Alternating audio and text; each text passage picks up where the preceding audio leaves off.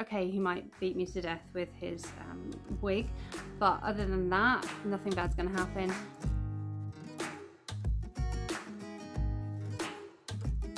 Hi and welcome to my channel. My name is Sarah and I love to talk about books. And it's that time of year where for some reason we all freak out about what we have read, should have read, want to read, won't have time to read, all these arbitrary little targets and goals and commitments that we make when really all we should be doing is just enjoying reading. But I'll admit, I also get swept up in all of this. I set myself goals and targets and challenges at the start of the year, and around this point I started to think, was that really realistic? That is something that we are going to try and look at today with the Mid Year Freakout Tag. Whoever first came up with it, thank you for that. It's one of those tags that I like answering it, but I really like seeing what other people put in their responses to it as well. So I don't know if there's a question where you have to tag people. I don't think this one really needs a special invitation to do. If you've seen this video and you feel like you want to do the tag, do it and let me know, because I would love to see what your responses are. So let's crack on. Question number 1 is the best book you've read so far in 2021. And for this answer, I'm not going to talk about my Project Everlasting Love books, which are my rereads. Sorry, a train is going past. How very, very rude. Right, I think we're good. Thankfully, hardly any trains actually go on the line past me, and it only makes that horrendous noise when it's raining, which it is doing today. It's absolutely pissing it down. High summer. What was I saying? Yes, so I'm not going to count my Project Everlasting Love books in here. This is where I am rereading books that have been 5 stars for me in the past, and I'm seeing if they are still 5 stars for me now. So I'm not going to put them in it. Purely going to talk about the books that I have read for the first time in 2021. And I think of my most recent reads, the first book that comes to mind is Tish Delaney's Before My Actual Heart Breaks. I talked about this in my May wrap up, but this book it really got under my skin and affected me emotionally in a way that it's been a while since a book really did that. I think I really felt for the main character of Mary as she is dealing with her life taking a path that she had not anticipated when she was 16. It's set in Northern Ireland during the Troubles. I think in the 70s this book is set, where she starts off as a teenage girl who's just doing normal teenage girl things, hanging out with her friend, trying to snog her boyfriend. But there are 2 things that make her story quite different. One, she's doing this in the context of segregation and roadblocks and the presence of the army because of the Troubles, but also she has this really puritanical and nasty cow of a mother. She finds herself at 16 pregnant and unmarried, and all her dreams of, you know, flying away and making a good thing of her life go out the window. And we watch her over the next, I think it's 25 years, as she grapples with coming to terms with that. And it's just, I found it a really powerful look at the impact of making someone feel small and how the damage that does to their self-worth and their self-confidence can have much like those horrible little tentacles that creep into every other aspect of their lives. And yeah, really great. It's a debut. It's really atmospheric and evocative, and I loved it. Also, I'm thinking of When the Music Stops by Joe Heap. This is the story of, oh, I've forgotten what the characters are called. I don't think it really matters. So this is a great story of these essentially 2 characters where their lives intersect over the years, but it's also framed around this music concept of there being kind of, I think it's 7 key modes of music, and it looks at the different aspects of this woman's life, from her being a young girl when her dad comes back from World War II and the impact that has on her family, through like friends they've had, relationships they've had both with each other and other people, and then it's all told as flashbacks from this current point in time where she's an older woman who is stranded in a perilous situation that she needs to get herself out of, and there's ghosts and a rising sense of danger and tension. And I just thought that was a really interestingly told and very beautiful story, and that can kind of also go for Ta-Nehisi Coates' The Water Dancer. I loved this.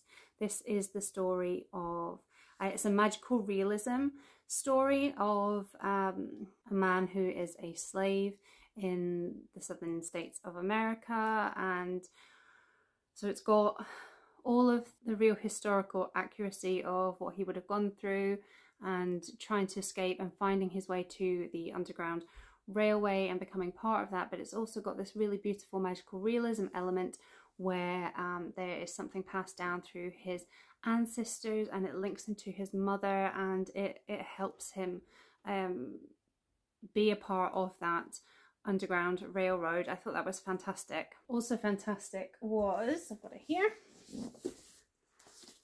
The Death of Vivek Oji by Akwaeke Emezi.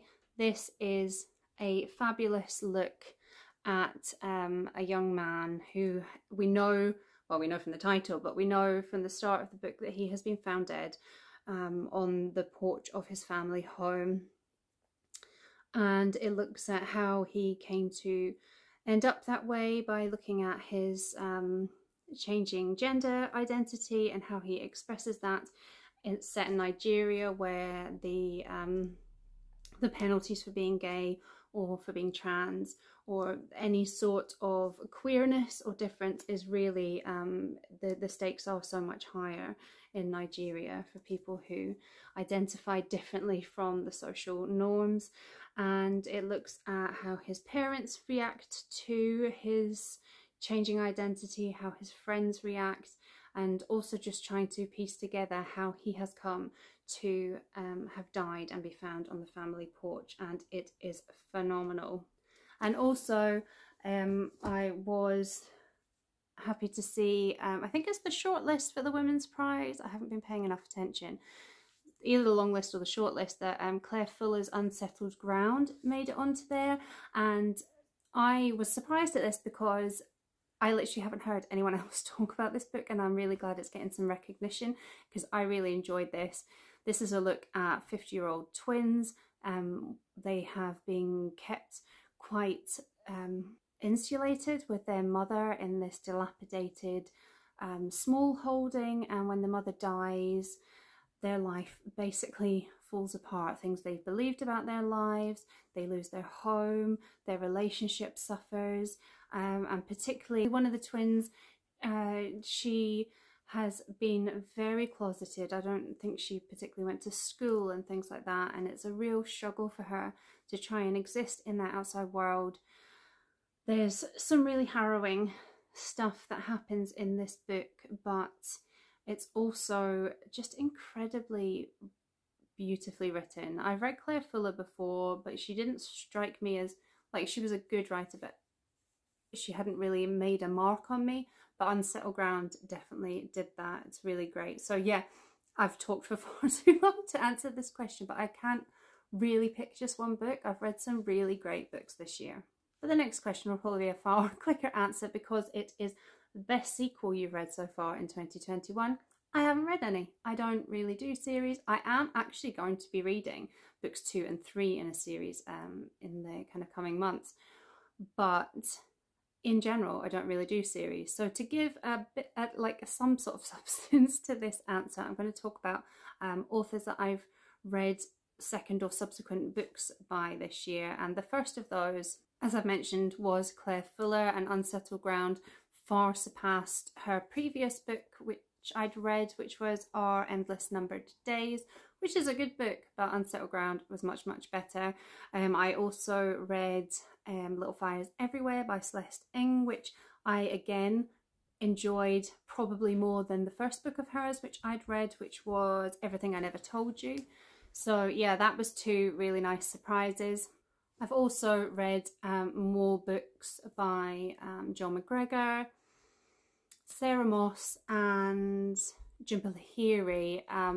They were all good books, but they didn't exceed how much I'd loved earlier works of theirs. But you know, there's nothing there that I need to trash on. They were all good books that I read this year. I just preferred the stuff that I'd read earlier. Question number 3 is a new release you haven't read yet but want to. And I really struggled to come up with something for this question. And I don't know if that's just because I've not been... I've heard loads of good recommendations on BookTube and podcasts this year, but I don't know whether they've all been books that were released before 2021, or I've just not been keeping like the shelf I keep on Goodreads up to date. But I couldn't really think of many, and I had to go into Goodreads to even kind of jolt my memory, and there was only 2, both of which I had to read the blurb for because I couldn't remember anything about them. They're both quite gothic sounding. The first is Madam by Phoebe Wynne, which came out in May. It's set in Scotland, so that's probably why it's on my TBR list. It's set in a very elite girls' boarding school, and we join new teacher Rose, who is the first teacher hired for the school in over a decade. And at first she is really pleased and proud of herself for that, and she feels quite chosen, but she soon realizes that there is a real dark underbelly to the school. There's quite a nefarious purpose that the school has, and there is a lot behind why her predecessor left, and she starts to uncover the secrets around that. And then there's Luckenbooth by Jenny Fagan, in which the devil's daughter comes to Edinburgh to act as a maid and surrogate for the Minister of Culture, which, how did I not remember that was the premise of this book? That's amazing. And I think the book, so there are repercussions for, I think, either her treatment or the fact that she is bearing the child for this minister, but we follow the residents of the tenement in which that minister lives over the next kind of 8 decades or something, and it just sounds like it's going to be really interesting. And I don't know, like there's just something about it that's making me feel like that's going to be a lot of fun. And then there's also it's funny, when I first saw this book cover I wasn't really that interested in reading it. I think it was around the time where J.K. Rowling had been spouting all her turfy crap, and there was this narrative, well, it's still around, this prevailing narrative that so many people who transition their gender end up detransitioning, and how that was an argument for why no one should be allowed to transition. And it was just, yeah, so when I saw this book was called Detransition Baby, I was just a bit like, no. But I clearly got the total wrong idea of that, and it's not turfy at all. So I would definitely like to pick up a copy of that as well. Question number 4 is your most anticipated new release for the rest of the year. And I scrolled through some lists and I looked at some websites and things, and nothing was really jumping out at me. But I do have a backlog of NetGalleys, half of which have not been released yet. So I'm going to pick one of these, and it is The Country of Others by Layla Slimani, because she wrote just knocked books down everywhere. She wrote Lullaby, which I really enjoyed in 2019. I read that, I think. And this is really, I mean, it's grim, it's dark, but her writing really impressed me, really blew me away with this. This is about a nanny who, there's dead children, okay. The Country of Others sounds very different. It is about Mathilde, who is French, and she has moved to Morocco to be with her husband. I think it's just after the war, it's the 1940s. And she's really struggling in her new existence as like a farmer's wife, particularly in a country where she's very much seen as an outsider. And then tensions build as Morocco fights for emancipation, liberation, which just sounds fabulous to me. I love Morocco. I can't wait until I can go back there and explore it more. I just think it's such a beautiful and interesting place. And I've really enjoyed this writer before. She's always stayed in my mind after this book, so that's the one I'm most looking forward to. I also have, is it Anne Theroux, The Year of the End. She is the mother of Louis Theroux, who I kind of obsessed with, and this is about basically the end of her marriage to his father. And I think that's going to be really interesting. Obviously, personal interest. I'm interested in reading about how people cope when their marriages break down. And he was a writer, and I think she is thinly veiled in a lot of his books, and I think she addresses that in this memoir as well. So that's another one that I'm quite interested in reading. I've lost count. Are we on number 5? Maybe. Number 5 is your biggest disappointment. And I think to be disappointed, you have to have had certain expectations. And so from that point of view, nothing has let me down from the expectations I had before I went into it this year. But I have read 2 Jhumpa Lahiri books this year. This one is The Namesake. And I also read Whereabouts, which is her newest novel. And I guess I did have a certain level of expectation for these, because I really loved her short story collection, The Interpreter of Maladies, and neither of these other books have lived up to that. But I wouldn't say it was a disappointment, because I enjoyed these other 2 books well enough. Maybe I bigged her up too much, or maybe it's just a lesson that you probably shouldn't read an author's most praised works first, because that one won I think it was the Pulitzer Prize, and The Interpreter of Maladies won. And so, you know, I maybe should have saved that one and read some of other stuff first, and my opinion might have been a bit different. Also, I guess, what have I done with it? Here it is. Chernobyl Strawberries was a bit disappointing. Again, I enjoyed it well enough. This is a really lyrical, quite fluid memoir, but it had been on my shelves since 2005, and I had not picked it up. And all that time, I really did think it was something to do with the Chernobyl disaster, and that's totally false advertising. She didn't even live in Chernobyl. The strawberries are mentioned once.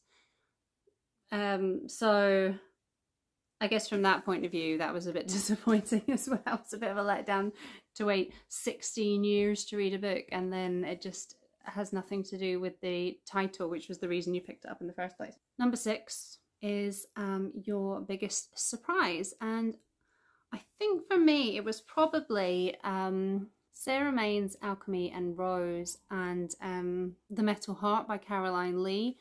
These are 2 books similar in that I would probably have classed them as romance books, and so I had quite low expectations for both of them before I went into it. The Sarah Maine one I picked up only because I'd read one of her books a few years ago and really enjoyed it, and Metal Heart I had picked up because it was set in Orkney in Scotland, but I was a bit trepidatious, is that even a word, about reading those, because you know, I'm not a romance reader, and I was a bit concerned that the romance would be the only thing that these books focused on. But I was pleasantly surprised, because that wasn't the case. Neither of them, both of them, they're both historical fictions. The Metal Heart is set in Orkney during the Second World War, where Italian prisoners of war are brought.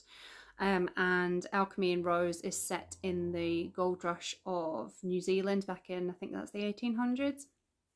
So they're quite focused, they're really set in their time period. They really evoke a lot of that. Yes, there is a romance, but it doesn't dominate the story. There is a story other than just the romance, and both of them were really well written, so they were definite pleasant surprises. I'm just going to give up numbering now because I've completely forgotten what question number we're on. But the next one is favourite new author debut or new to you. And Tish Delaney, who wrote Before My Actual Heartbreaks, fits both of those categories. I would definitely be looking out for more by her. And also Akwaeke Emezi is a new to me author who I am definitely going to read everything they've ever written. I already owned Freshwater, and it had been on my TBR for quite a long time, but I hadn't got around to reading it before this came up in Scott and Nell's Read Under the Bed book club. But yeah, definitely want to get to this. And even Pet, which when I had heard about it initially, I hadn't clicked it was the same author. Because it's YA, I don't really do a lot of YA, but I'm definitely, now that I've heard more about it and I know how much I love this author, I definitely want to read Pet as well. I think Akwaeke Emezi is coming out with a memoir as well, so that would be very, very exciting to get my hands on. And also, it's worth mentioning here Ta-Nehisi Coates. I think I'd never read any of his work. I think he's done some non-fiction. I think he has another novel. I think The Water Dancer was his first novel, so maybe I am wrong in thinking he's got others, but I know he's got some non-fiction and I really enjoyed him, so I'll definitely be picking up something else by him as well. The next question is newest fictional crush, which is vapid. No, I don't mean that. I just mean I'm too old to answer a question like that. So, and kind of like I've just said, I don't read a lot of YA.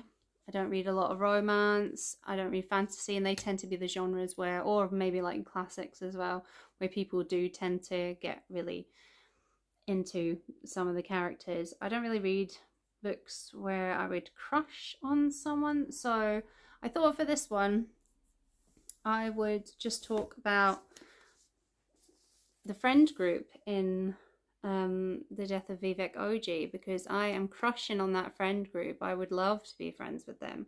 I just think they are, particularly in the culture and the society in which they are living, they are so supportive of Vivek, and it's just, they allow him a safe space to be themselves, whether he's presenting as Vivek as a male identity or as his female identity, whose name I can't remember. I just think they're really, really lovely, and everyone should have friends like the friends that Vivek has. Next question is a book that made you cry, and I'm going to mention Before My Actual Heartbreaks again, mainly because, I mean, it literally did make me cry. There were tears, but also there's not a lot to choose from. I don't really tend to cry at books very much. I maybe cried at Split by Suzanne Finnamore, just because it's talking about her discovery of her husband's infidelity and their divorce, and that's a really raw topic for me, so that generated some emotions. There might be some tears there, but in general it's not a deep pot to scoop from to answer that question. And the next question is the most beautiful book you've bought or received this year. And I am obsessed with the cover of Pine. Now I'm hoping this will focus, because it's not normally good at behaving for that. But I don't know. I mean, partly it is kind of gross, actually. If I look at it too long, it is kind of gross, because like the body is disintegrating. I would have preferred it if the trees were growing along the back and not out of the body cavity. Oh no, now I've ruined it for myself. Why do I do things like that? Okay. I hate myself sometimes. I quite like this one as well, and it's really simple, but I love the colours, and I don't know if this will pick it up, but it's sparkly as well, and I love a bit of book bling. I've picked up loads of books with nice covers this year, but none that have kind of reached the levels of like Franny Langton or The Essex Serpent. These are like some of my favourite book covers. We haven't quite reached those dizzying heights yet with any of my purchases this year, but yeah, I haven't really bought any ugly ones.